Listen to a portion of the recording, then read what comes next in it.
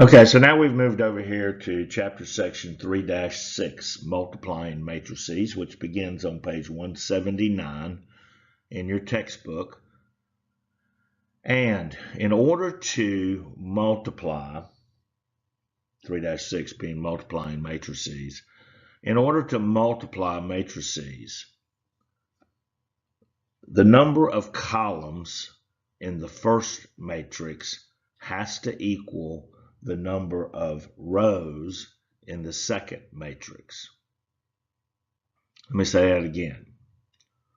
In order to multiply two matrices, the number of columns in the first matrix must equal the number of rows in the second matrix.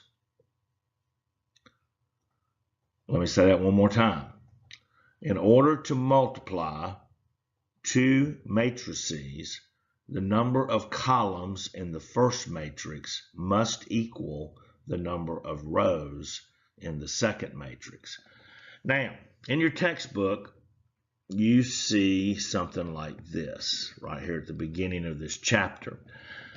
And this is giving us the dimensions of matrices. And I find the way they do this is just a little bit confusing because they use these R's here. But here's what's really going on. This first subscript right here is rows.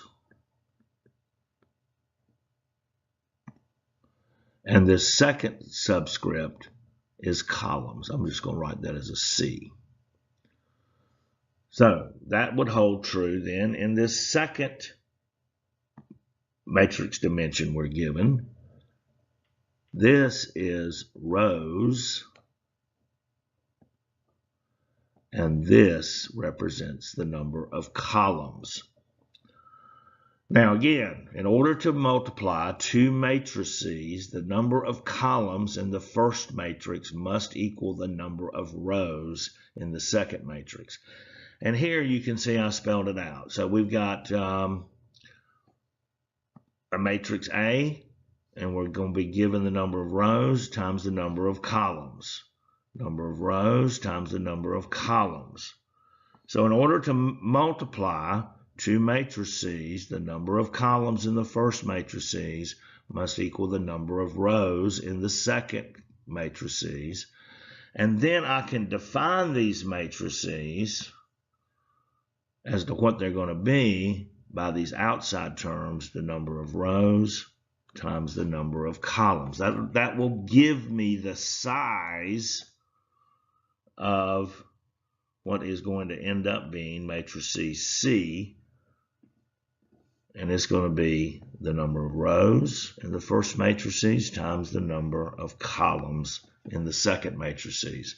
Now we're going to move over to the next slide, and we're going to look at a couple of examples here using numbers rather than letters or words.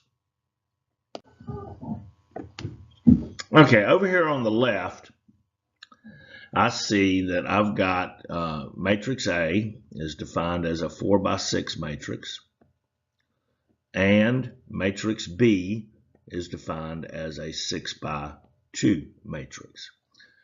Now remember, these subscripts, the first subscript gives me the number of rows in a matrix. The second one gives me the number of columns in a matrix. And as we have said many, many times, the number of columns in the first matrix must equal the number of rows in the second matrix. And so I'm trying to determine here, I'm being asked to determine whether each matrix product is defined. In other words, can I multiply them together? Well, here I see that the number of columns, there's 6 columns in the first matrix, and there's 6 rows in the second matrix, 6 columns in matrix A, 6 rows in matrix B. And so yes, I can multiply these two together. And then it asks me to go ahead, okay, if I can multiply them together, what's going to be the dimensions of the product of that? And that product is going to be, let me go to a different color here. That product is going to be the number of rows in the first matrix, times the number of columns in the second matrix. And so the product of matrix A and B is going to be a 4 by 2 matrix. It'll have 4 rows and 2 columns. Now, let's look at this second example.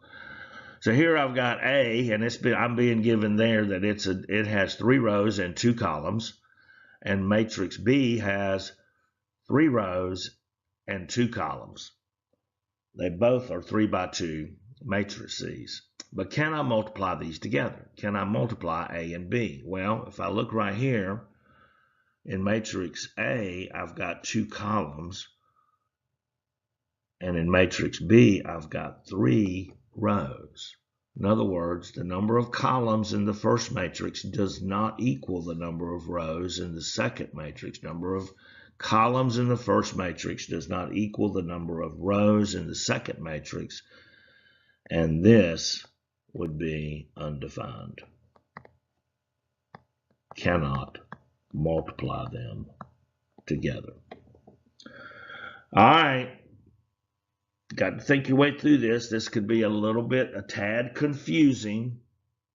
How do we know we can multiply 2 matrices together? If the number of columns in the first matrix equals the number of rows in the second matrix, then we can multiply them together. If not, it's undefined.